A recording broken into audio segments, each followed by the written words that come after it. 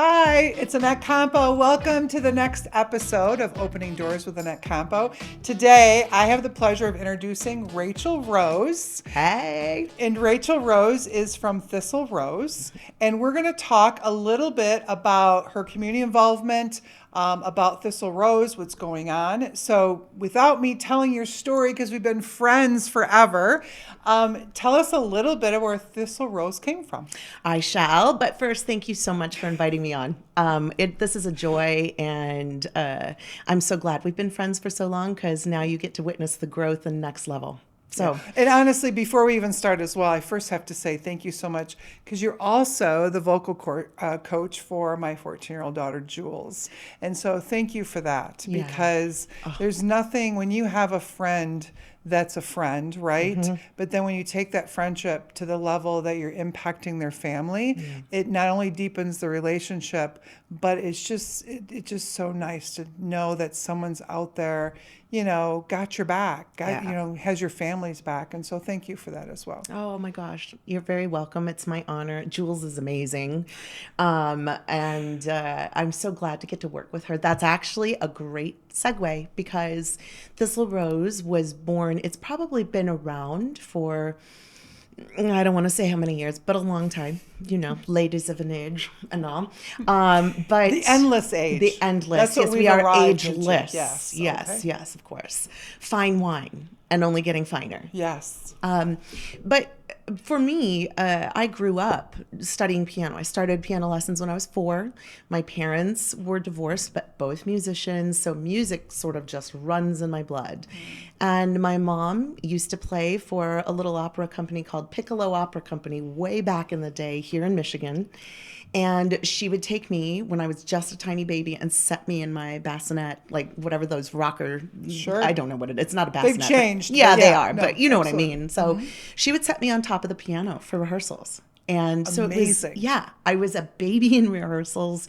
And throughout life, it's really hard to be a performing artist or a teaching artist because the world of practicing, they say you need to practice 10,000 hours to get good at a skill or master it. And I certainly have done that in piano and organ and voice, but there's a world where then we go to the next step and we invite essentially criticism. You get your notes if you're in rehearsal. Oh, you need to do this, you need to do that. And then there's reviews. And for me, the performing arts can become a place where people really can gain a lot of self-confidence and find their community and work with one another. And it can also be really detrimental if you have people in there that are less kind in the world. Well, and I think too is providing the education for performers. Like, so for my daughter, she goes out there and she just performs, right? And the reason why she's so open about her talents is because I've always told her, I'm like, feedback is a gift. Feedback, even from the hardest person, right? Yes. There is something in there that you know who you are and you're confident in what you do. So you take that feedback in as a gift, knowing that if the message may have been like a little SOS pad, because I always say if it feels a little SOS pad-ish, right? That's a great one. It's not personal. It's just whatever happened in the individual's life. And if we keep educating, these artists in that, it gives them that mindset of really expanding where their talent is. Because yes, you can create talent. However, it comes from the core of having it. Right. So, we always tell that story. My son played trumpet and he played trumpet for 1 grade level. I couldn't take it. I can understand, yeah. And he goes, and he finally, and of course I'm edifying and encouraging as I do, right? And he finally goes, Mom, this is just not working for him. Like, it's okay because athletics is where, and that's where his passion was right. Lacrosse and football. And obviously, the story went on to play in college ball. But I think you sharing that, is that it really helps. And that's kind of the culture that you've created with Thistle Rose.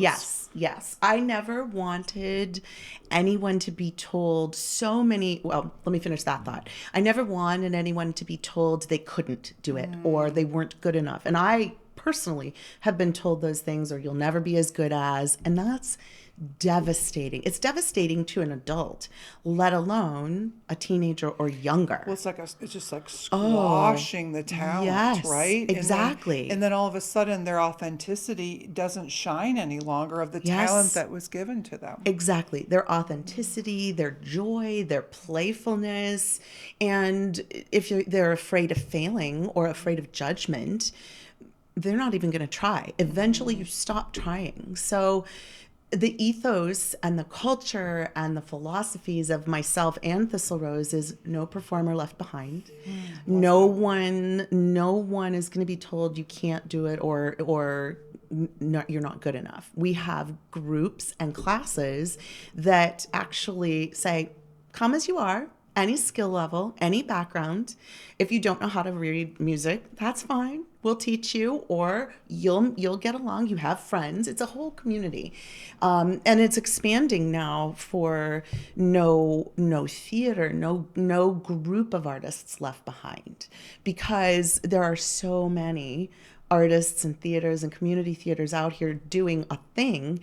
Very little teaching. And not that teaching is where everything is, but if you don't have an environment where people feel safe to learn and fail, there's a book, I think it's John Maxwell, called Failing Forward. Read it. Yes, Fantastic it's so book. good. It's so good. And that's what we need in the performing arts. Because if you don't have room to explore, well, does this work or that work? And you're already being beaten down, what's the point? Right. So our culture is to link arms and welcome people and uplift them and just give them some background, some education. I've also changed in my personal studio, teaching of students, but also in the classroom and at Thistle Rose. I keep bumping the microphone. I'm sorry. But my curiosity with people, rather than there's one way to sing, and you will do it that way, and we will not go forward, right? So that's not... Okay, I just felt like I needed to stand up more proper. Exactly. Well, it's my dialect training, so there you go. But yeah, exactly. When you come in with this rigid, there's one way to do a thing, they don't get to explore. Right. So oftentimes I remind people, this isn't about getting it right or wrong. This is about feedback, that your instrument, because our body is our instrument as singers and actors. I love that. It's true. And that's a whole, the support system. I'll get to that in a minute. But if we invite observation, experimentation, and curiosity, it's no longer me saying, what did you like about that? Right. What did you think felt right? Then we're changing the language around it. And then people feel like, well, it's not, well, I can try this. Oh, that felt funny. I don't like that. Well, and obviously being uncomfortable is where you grow as well. Exactly. So let's go back just real quick, is that Thistle Rose offers vocal, and it offers theatrical, and what else? We offer instrumental classes, acting classes, dialect classes. Soon, this is going to sound crazy, like a leap. Obviously, singing, instruments, acting, musical theater, liturgical music, which is sacred music. We have experts in both classical and musical theater. And we work with a lot of musicians around who just want to pour in and educate. So our classes are actually growing. Well, it's interesting because you and I have sat down, obviously, learning more and more about Thistle Rose and being, my whole coming from contribution and philanthropy, and of course the love of the arts, right? Yes. I just want any child to be able to get the opportunity to explore and decide for themselves that they have a talent or they don't have a talent. So your Thistle Rose is a 501c3, correct? We so, are. Yeah, so you're a nonprofit. We are. And obviously money is always a constant conversation. Always. It seems like you and I talk about that a lot, but that's why you use me, because I want to be able to help in the aspect of your business plan. Where is Thistle Rose in 3 years and 5 years and 10 years, right? And how does that legacy continue so we don't have a person left behind, as you said in the beginning, which I love that. So what are some things that you're doing to generate revenue where people that could, are watching this or listening could really say, you know what, I can see that, I can feel her energy and I want to learn more about that. What are some ways that people can plug into the actual giving and supporting Thistle Rose? That is a fabulous question. And we are in an active, massive restructure. We're in our 9th season and we are headed into our 10th. We've got sponsorship opportunities.